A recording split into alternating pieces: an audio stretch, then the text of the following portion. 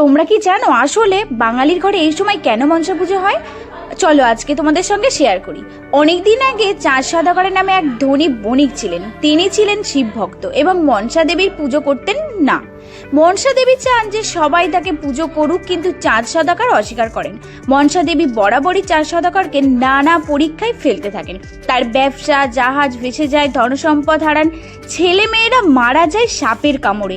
সব বিপদের পরেও চাঁদ সওদাগর মনসা পুজো করে না। শেষে তার ছোট ছেলে লক্ষিন্দর বিয়ে করে।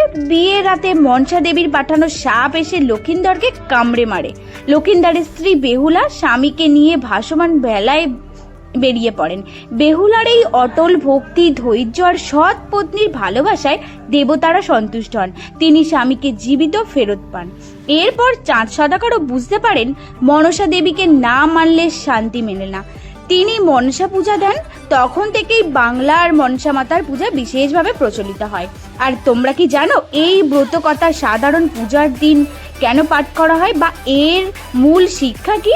এর মূল শিক্ষা হলো অহংকার ভাঙা, ভক্তি ও বিশ্বাস রাখা, আর সাপ ভয় ও বিপদ থেকে রক্ষা পাওয়ার জন্য মনসা মাতার আশীর্বাদ নেওয়া হয়। তাই সবাইকে বলবো, যারা যারা আজকের আমার এই ভিডিওটা দেখছো, সবাই কমেন্টে অন্তত কিছু না লেখো, জয় মনসা মাতার জয়, এই কথাটা অবশ্যই লেখো। আর ভিডিওটা ভালো লাগলে